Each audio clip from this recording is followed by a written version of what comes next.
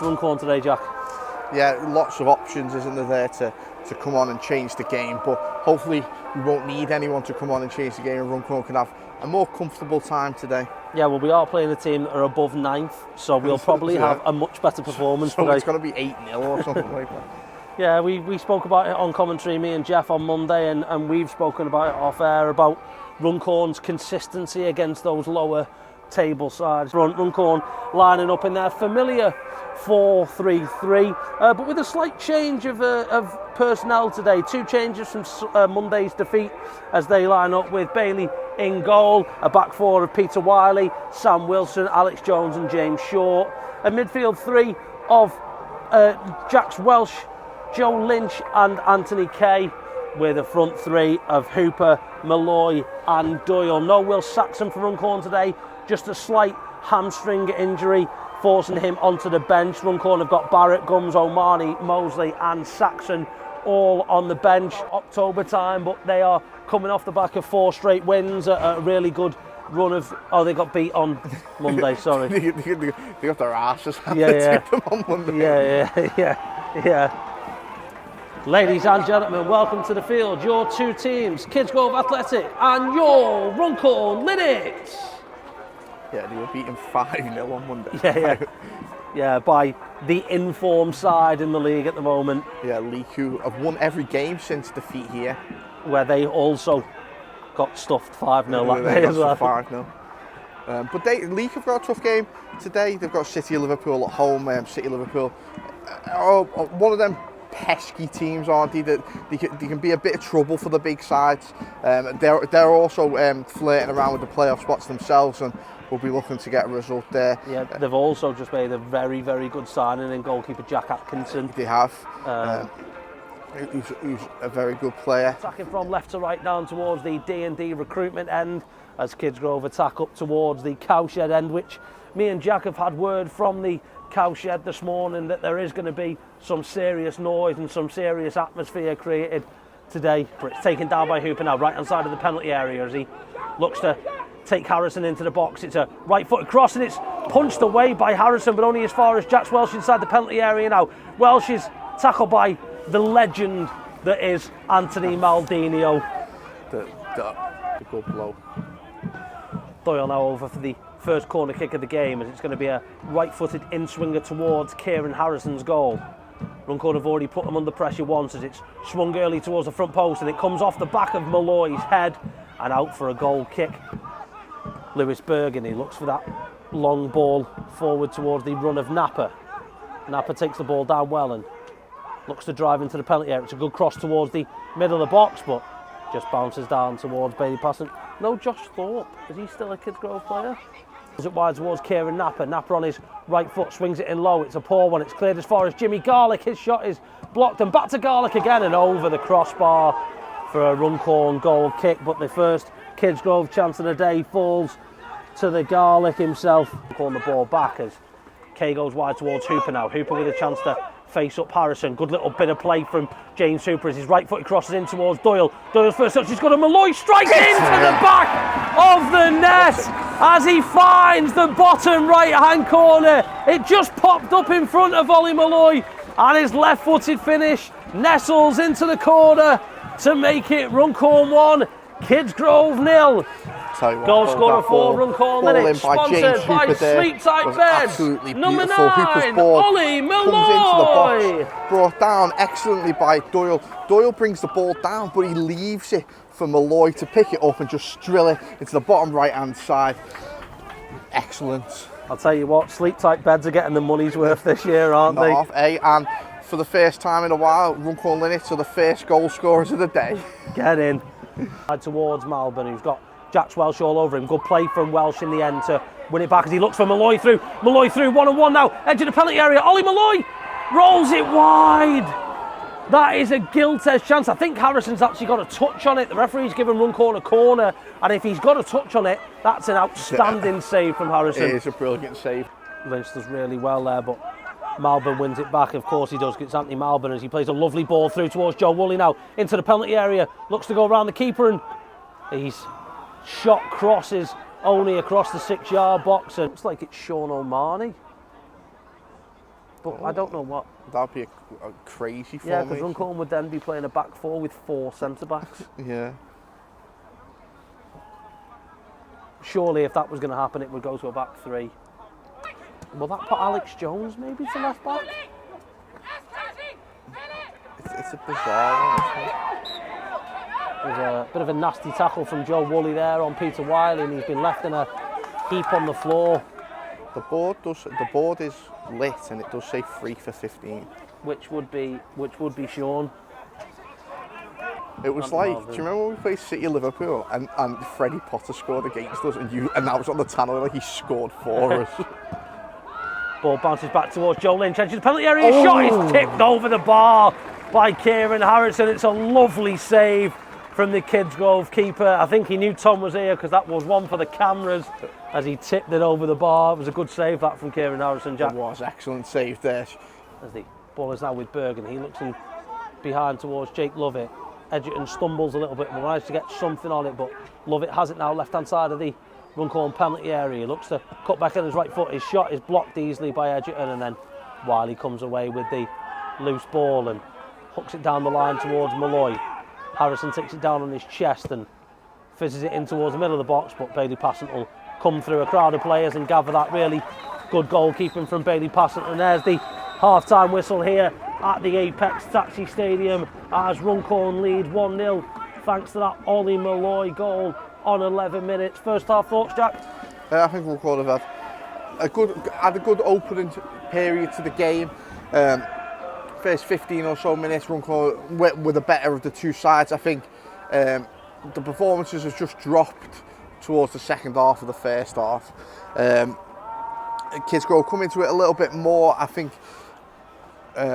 not created anything clear cut yet though, the away side. I think Runcorn have been the closest to scoring again. Of course with the Ollie Malloy chance and the Joe Lynch chance, both saved by Harrison, picked up by Lewis Doyle. Finds Joe Lynch just on this left hand side here, which whips one in towards the box, picked up by Jack Walsh, but defended well by Kidsgrove and headed out, but only as far as Peter Wiley. The ball's whipped in by Hooper, who finds Malloy. Another fantastic save there by Harrison, gives Runcorn a corner, but Harrison really keeping the scoreline down here. Yeah, a brilliant save from Harrison there. Just change one of them. As he looks for Garlick. His layoff is won back by Doyle. Doyle does really well as he's being fouled by Jimmy Garlick. And it's going to be a free kick. And the first Kidsgrove yellow card of the day, Jack Walsh.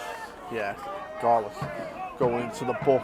It was Lewis Doyle who he elbowed in the face in the last game. Picked up by Malloy again as he plays on back towards James Short. Short settles the ball and finds Joe Lynch wide left as he drives towards Broomfield, takes him into the box. Good feet from Lynch as he works an angle for the cross. It's nearly onto the head of Jax Welsh and picked up by Lewis Doyle now. Doyle into the feet of Wiley. Wiley inside towards Welsh, round the corner towards Doyle.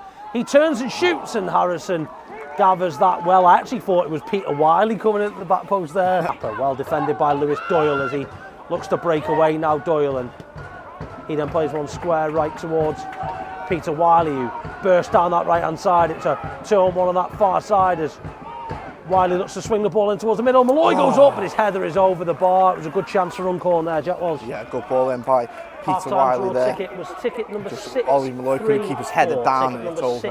6-3 the goal there, but a good chance. Now rolls it to the feet of Garlick. Garlick finds Napper, who drives inside Joe Lynch. Looks to take a couple of Runcorn men wide. It's a good run from Kieran Napper and a good block from Alex Jones again. As he swings it wide towards Napper. Napper faced up by Alex Jones as he finds Mason Fawns again, but really good covering from Anthony Kay there to knock the ball out for a Kidsgrove throw. Ball forward nearly finds Doyle. Good play from Lewis Doyle there as he picks up the loose ball, and it's inside towards Saxon. Saxon round the corner as he's fouled by Broomfield. And it's going to be a Runcorn free kick. In Ryan Brook territory. Really Hanley Town 1, Trafford 1, Sean Higgins on the hour mark. As Runcorn pick up the ball with Doyle here driving forward. He's going to look for Saxon on the left hand side here. Saxon facing up his man, drives himself into the box. looks to cross it, but there's a deflection in there and it's out for a goal kick. We're just trying to... There's the ball. He is played forward by Hanley and hit into the box, but caught well by Passon, who's caught himself on the... he caught himself on the clothes of Jimmy Garlick there, I think. Yeah, the clothes. But Passon is down. Maybe further than that. 70 minutes played. Ball won in the air by Garlick well as Saxon plays one back towards Jones, but it's a slack pass. It's picked up by Napper now as he drives forward. And there's a foul by Jack Welsh there, and it's going to be a yellow card here surely for Jack Welsh, I would have thought. Surely it's going to be a yellow card.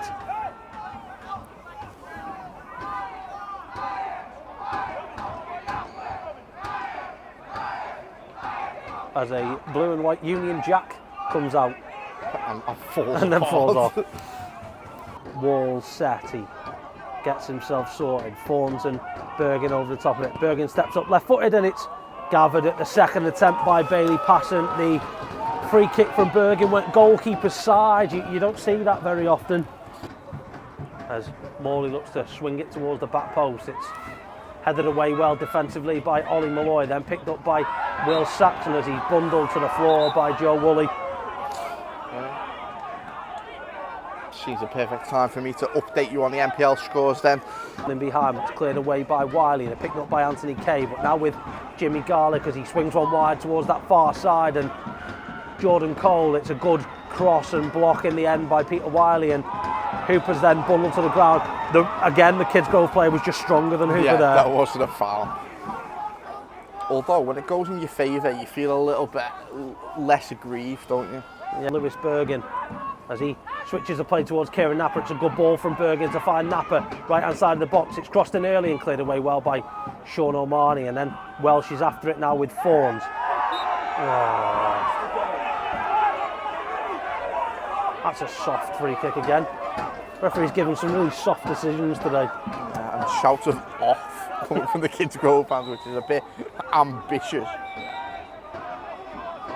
Although it is about to get fiery. Nah, not a chance.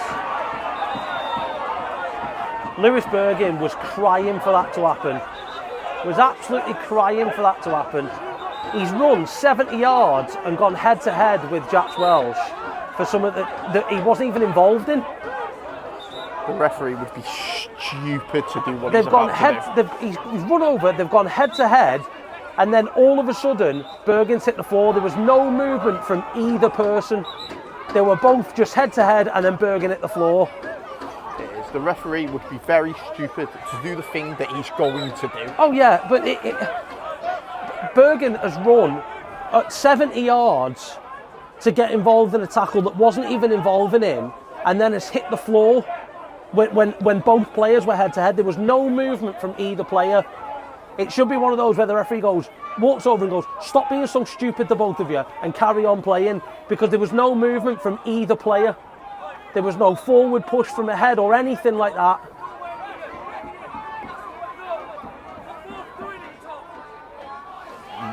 That is a ridiculous decision from the referee.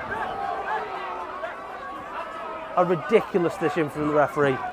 He's given his second yellow card to Jack Welsh, and Jack is off. Will Saxon into the book as well. But Bergen has won himself a red card there, because it was really poor. Really poor. Hey, Jack's head up, son!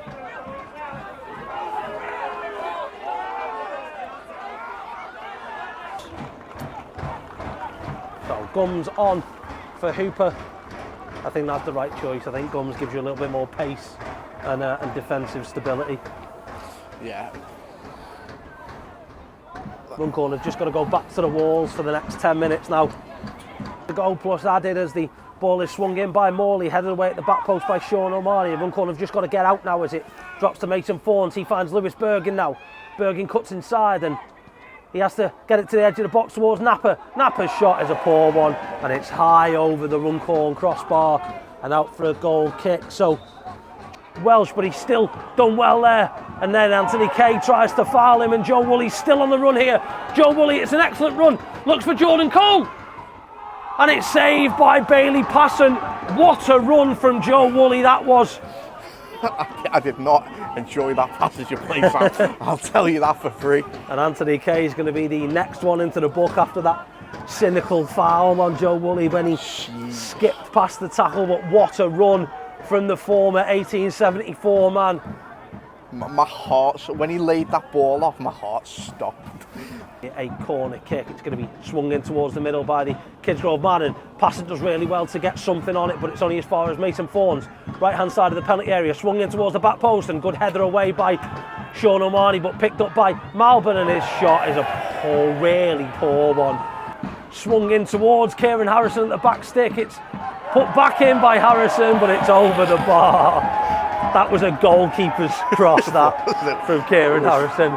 Adamant they want the ball back on the field. It's in towards Bergen. Bergen's first touch is a poor one, and then Gums rolls it to Malloy. Malloy through, 1-on-1 with, he wasn't offside! He was not offside then. And he's going to be booked. He was not offside. Shocking. Was he offside, Tom? No. Even Tom said he was offside. And he got booked for it. And he got booked for kicking the ball away.